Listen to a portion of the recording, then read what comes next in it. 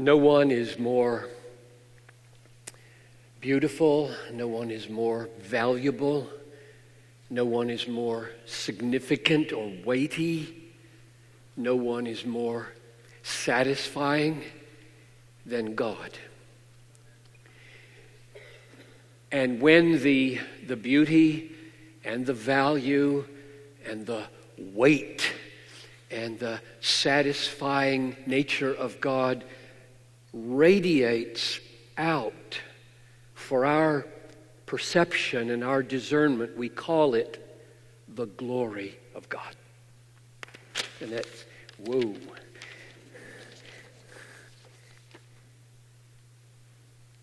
That's what I have been thinking about for 45 years or so, the glory of God. When I was in seminary, I had a kind of Copernican revolution theologically from a very, I think, man-exalting, man-centered vision of the world to a God-exalting, God-centered vision. And the main dead teacher outside the Bible that helped me was Jonathan Edwards, and the main book that helped me was his book, The End for Which God Created the World. And the point of the end for which God created the world was that the end for which God created the world was the exaltation of His glory communicated to His people for their happiness. It was a life-stamping, life-changing read. I saw as he led me through the Bible that God does everything He does in order to exalt and display, communicate to the hearts of His creatures the beauty and the value and the weight and the significance and the satisfying nature of His glory. And what came together, and if you've read any of my books, I think it's in all of them, more or less, is the fact that this is not megalomania, that God is totally committed to exalting God, but that it is love. Because if you happen to be God, the only way you can love people supremely is by giving them yourself for their enjoyment, because there isn't any better gift to give. Now, if I were to give you me for your enjoyment, that would not be love. Because there's something way better that I could give you, namely God. God doesn't have anything better. He's, forgive me, Lord, stuck with being God. He must love us by exalting Himself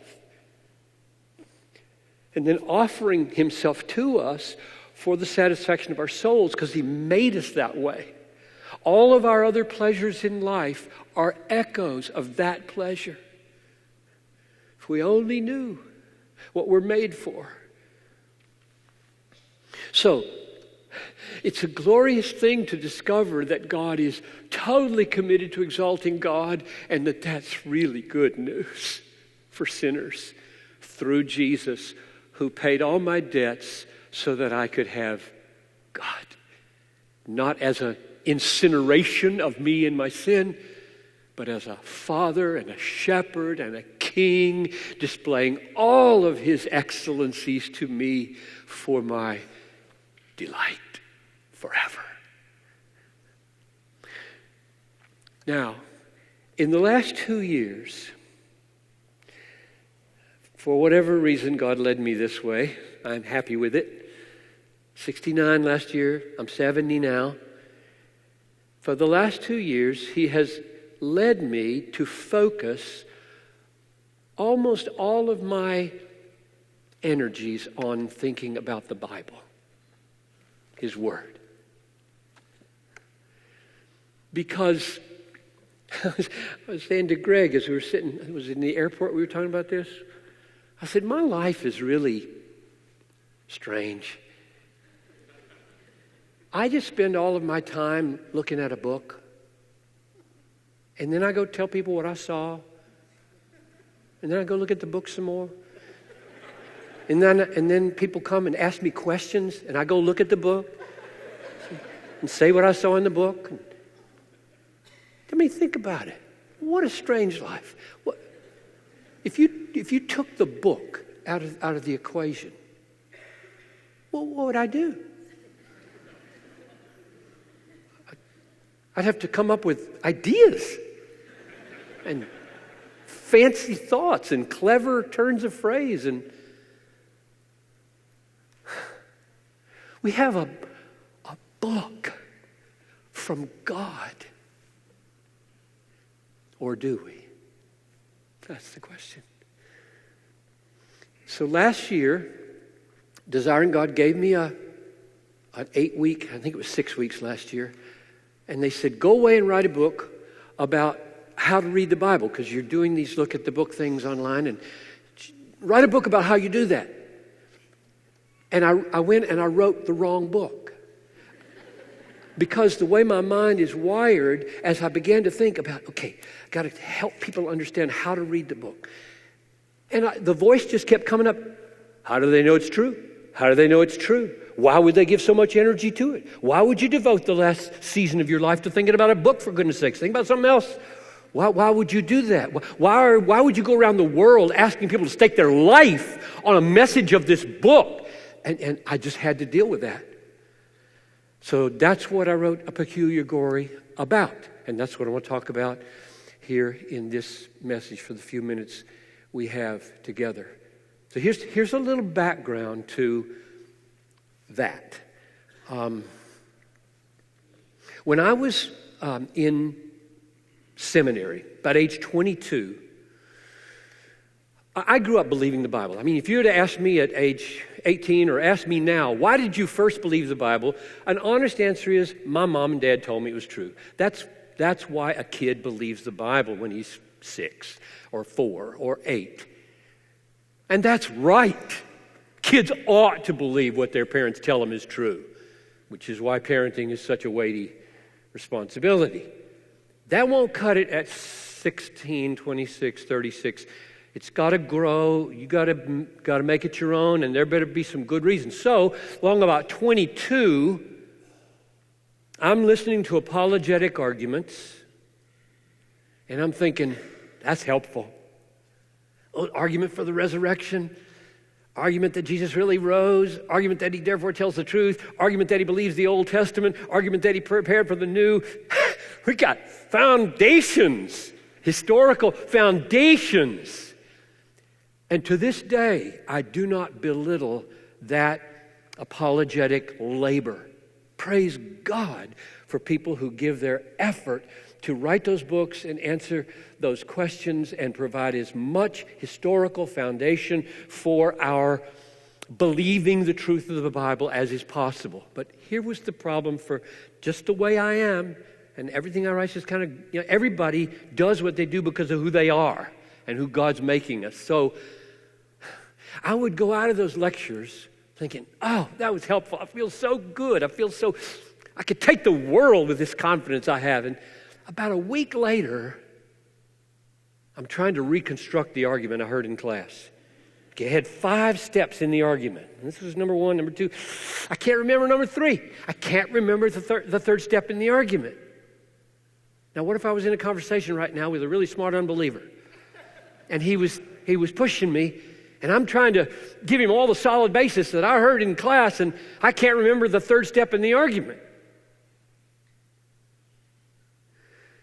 This was an existential crisis, because I thought to myself, if my steady state confidence in Jesus, the message of this book and all of its practical details that make you or not take stands on whatever, if my steady state confidence rises and falls with my ability to recall and reconstruct sophisticated philosophical and historical arguments, I'm cooked. I'm just cooked. People think I'm smart. I'm not smart. I cannot remember stuff. I can't remember. I can't reconstruct. I just thought there's...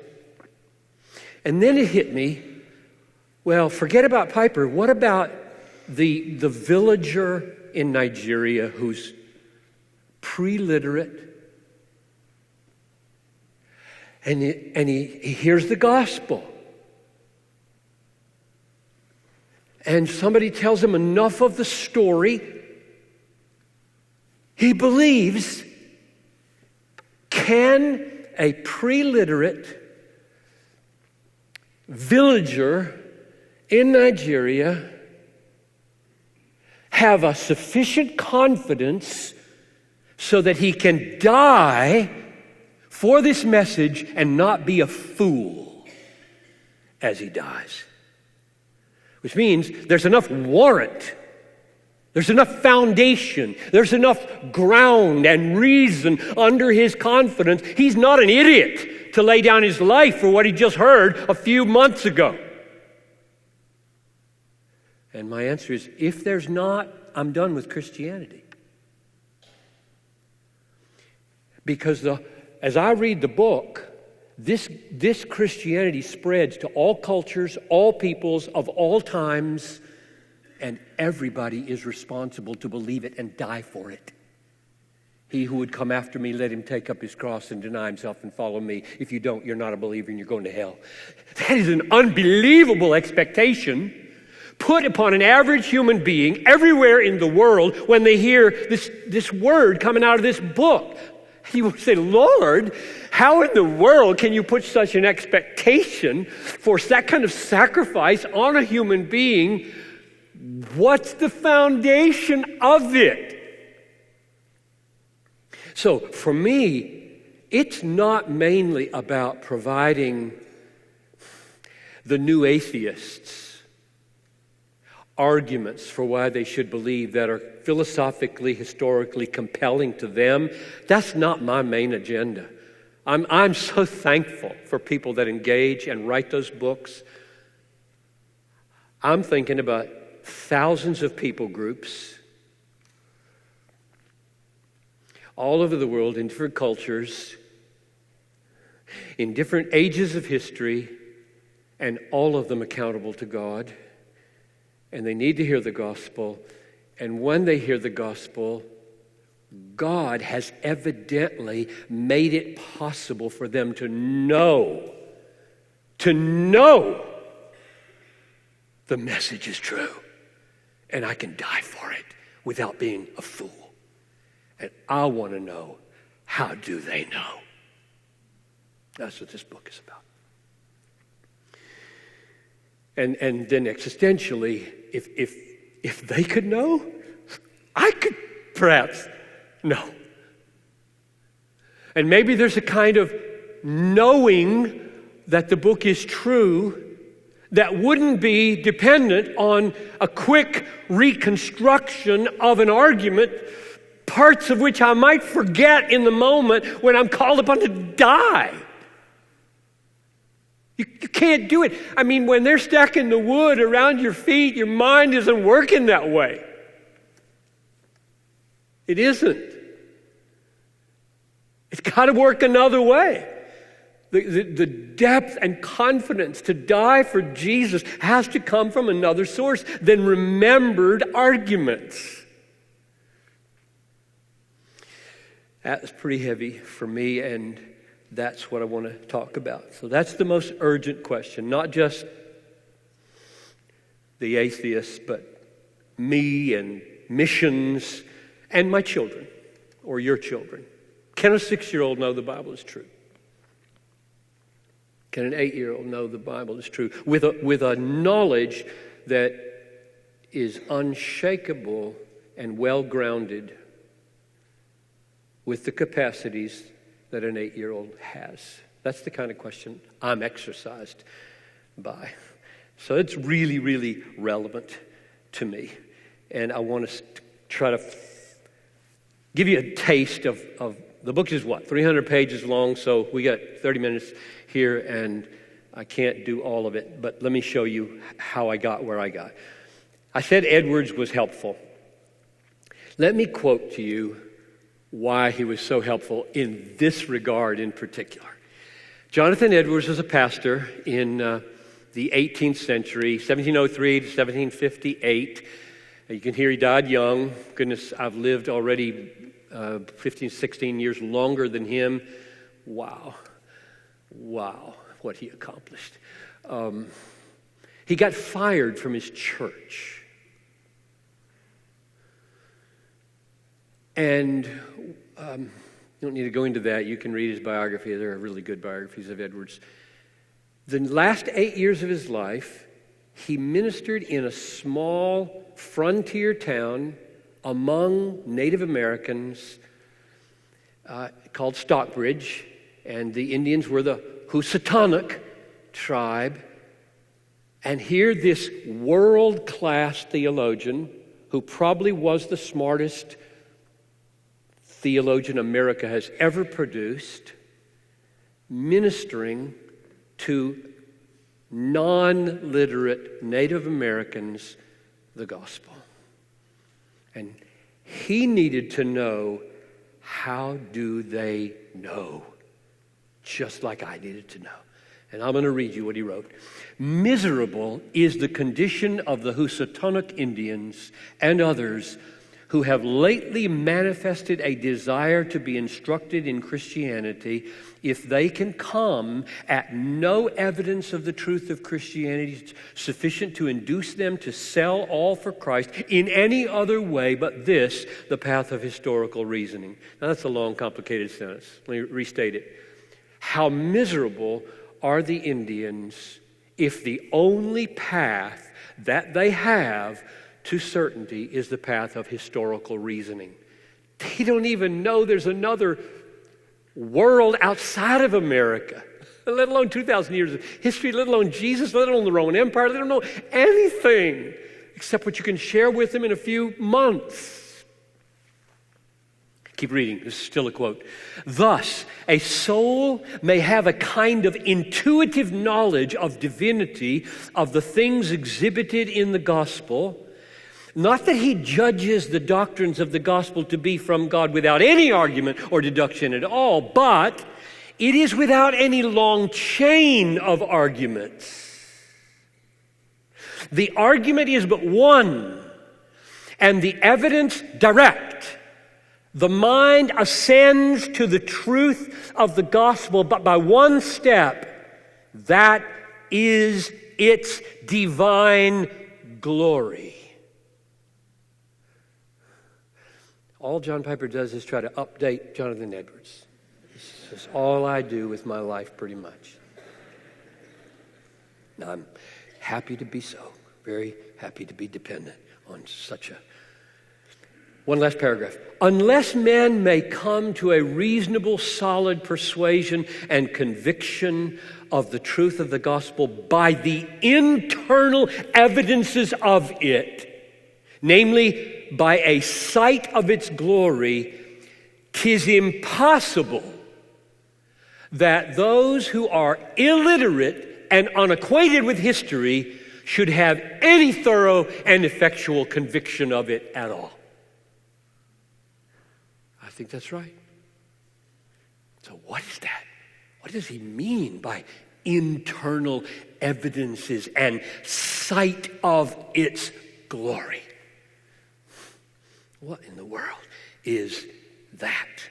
And that's what I'm going to talk about. I'm going to argue, this book argues that the simplest person or the most educated person come at a unshakable conviction, well-grounded, well-founded conviction about the truth of the Scriptures by means of a sight of its glory.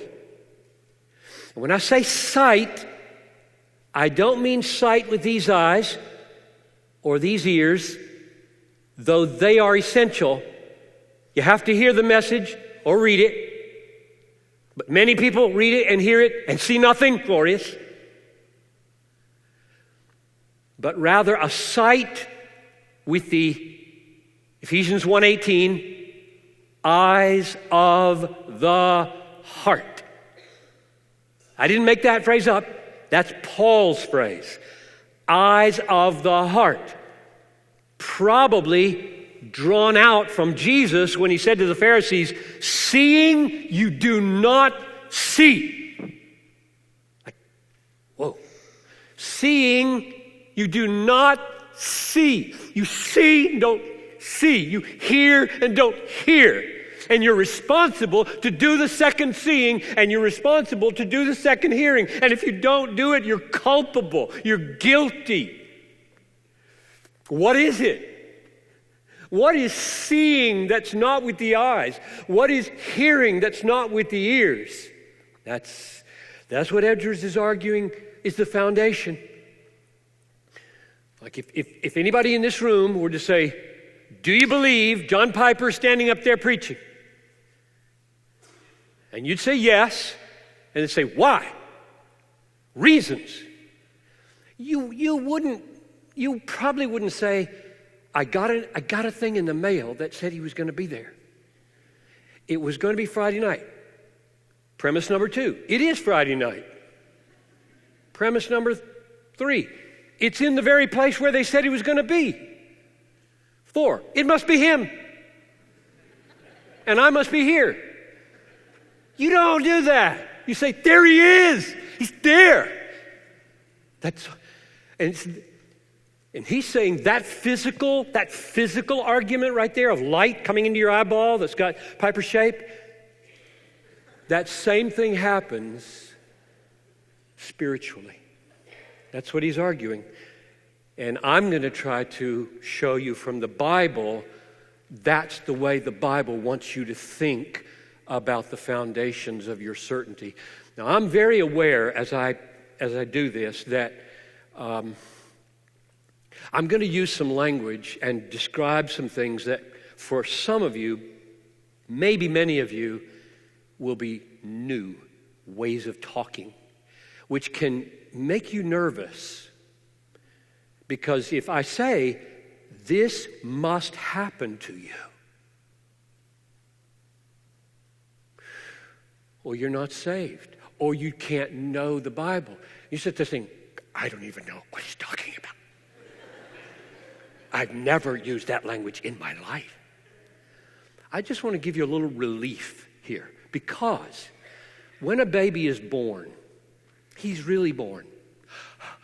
Suck, suck, breathe, breathe, cry, cry, mess, mess. And he can't describe any of it. He's got to grow up, learn some vocabulary, and then interpret what happened to him. I was born. I grew in my mommy's tummy. I came out. I breathed. I understand, but he didn't then. And many of you, praise God, many of you, what I'm going to describe has happened to you, and you could not put these words on it. Got that? Our experience, I tend to say always, but let's just say our experience regularly runs ahead of our ability to describe it. You got that? Our experiences with God regularly run ahead of the robust biblical way of describing it, which is why I think lots more people are Calvinists than realize they are. But that's another talk. And those of you who don't even know what that word means, don't worry about it, because that's not what this is about. So here's what we're going to do for the remainder of our time. I'm going to, in order to try to woo you in and make you comfortable with a biblical way of thinking about foundations for your confidence in the Bible, I'm going to use 3 analogies that I put in the book, 3 analogies that I think you are more familiar with, so that when we get to the one that you may be less familiar with, you say, oh, I kind of get it, because I knew about that. When he said that, I knew that, And yeah, that is like this. And so this is not as strange as I thought it was. So that's the way I'm thinking to try to